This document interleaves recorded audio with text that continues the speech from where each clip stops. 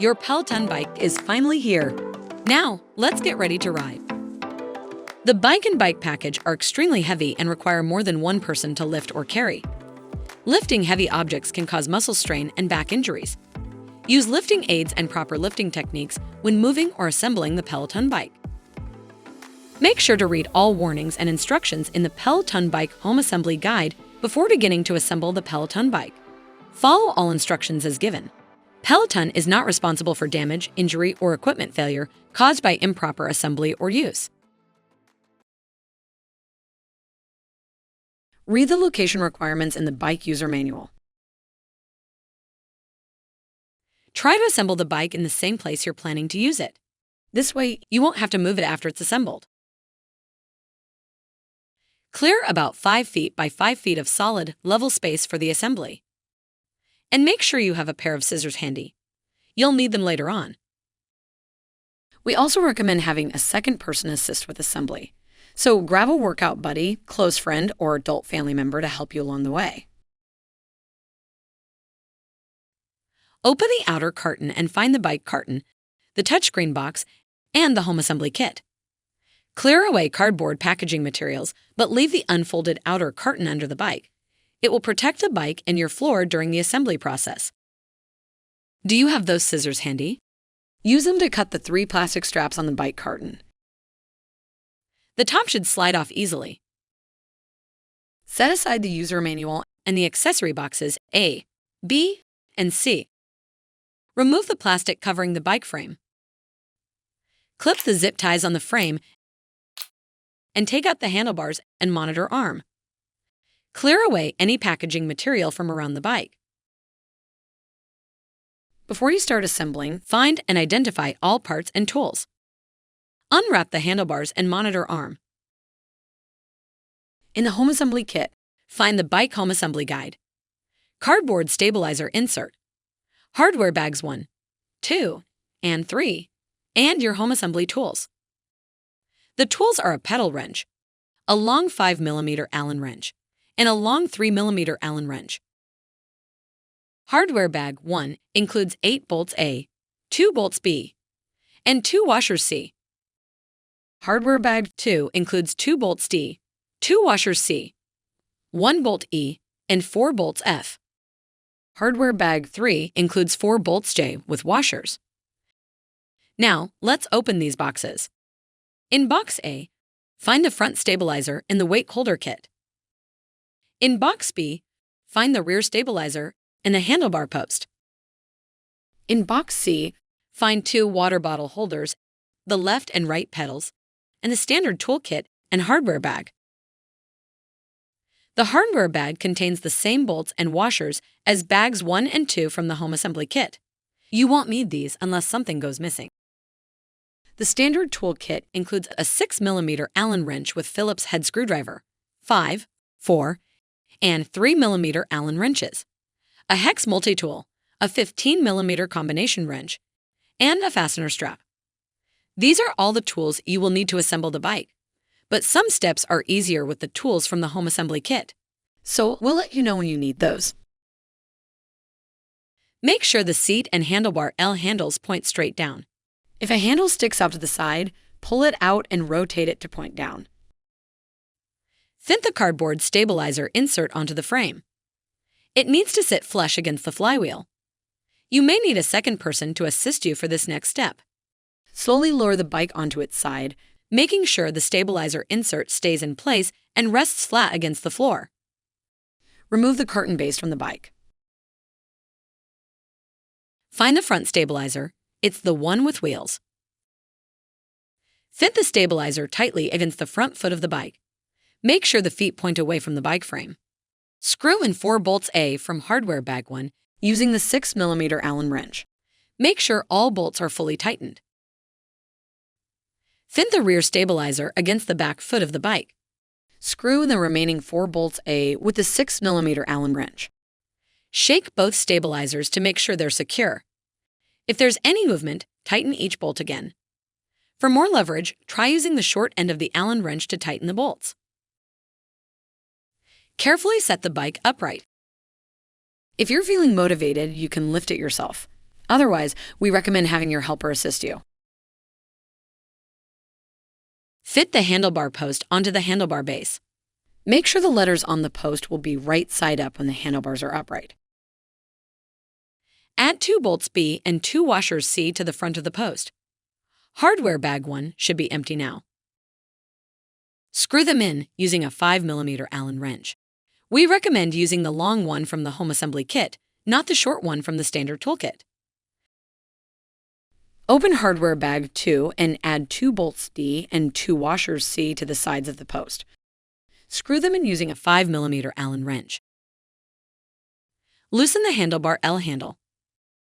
Fit the handlebar post into the head tube. Let it sit in its lowest position. If you have trouble getting the handlebar post in, a plastic clip inside the head tube might be getting in the way. Reach down and press both sides of the clip flat against the front of the head tube. Add bolt E to the end of the handlebar post. Screw it in using a Phillips head screwdriver. Tighten the L handle and try wiggling the handlebars. Then move the handlebar post to its highest position and try again. Any movement could mean that the bolts aren't tight enough. Double check and tighten each bolt again.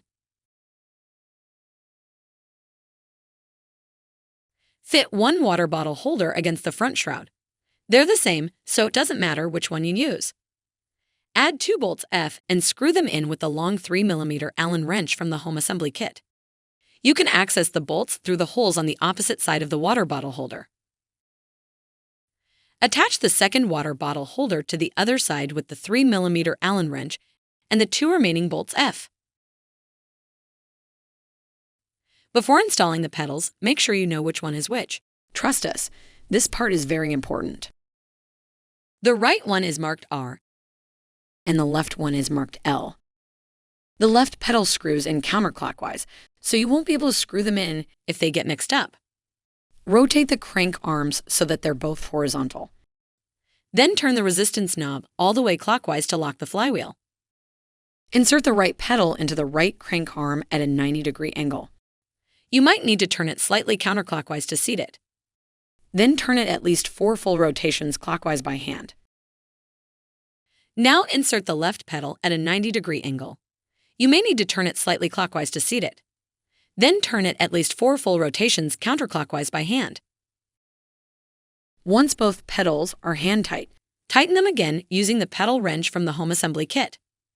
Remember to rotate the wrench toward the front of the bike on both sides. Make sure the L handle under the seat points straight down. If it sticks out sideways, pull it out and rotate it down. Find 4 bolts G, 4 flat washers H, and 4 spring washers I in the weight holder hardware bag. On each bolt, add a spring washer and then a flat washer. Identify the right and left weight holders. The right one is marked R and the left one is marked L. Hold the right weight holder against the right side of the seat slider. Screw in 2 bolts with washers using the 4mm Allen wrench. Add the left weight holder using the 4mm Allen wrench and the remaining 2 bolts with washers. Try wiggling the weight holders to make sure they're secure. Any movement means you still need to fully tighten the bolts. And now you're ready for the big screen. Open the touchscreen box and take out the touchscreen, the touchscreen hardware bag, and the bike power supply and cord. The hardware bag contains the same 4 bolts J with washers as hardware bag 3 from the home assembly kit. It doesn't matter which set you use.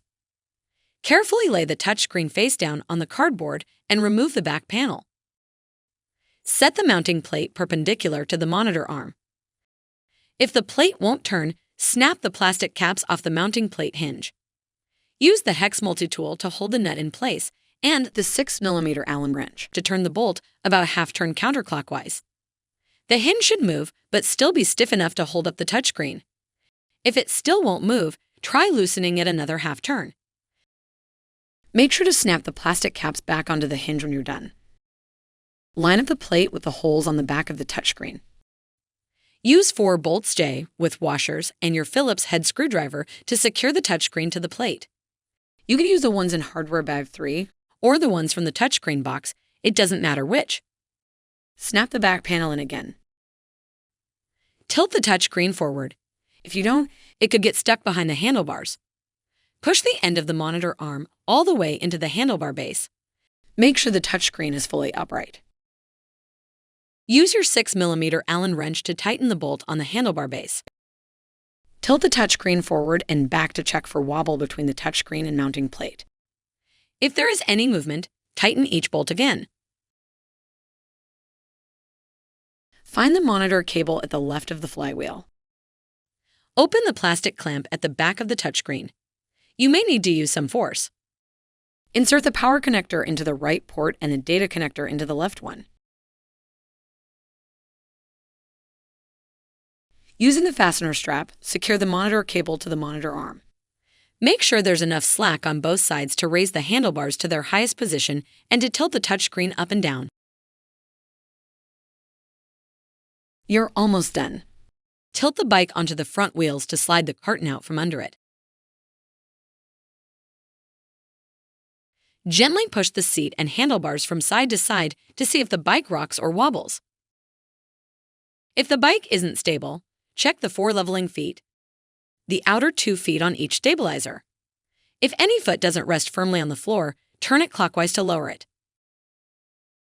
Then, use a 15mm wrench to tighten the nut on each foot. You're all set.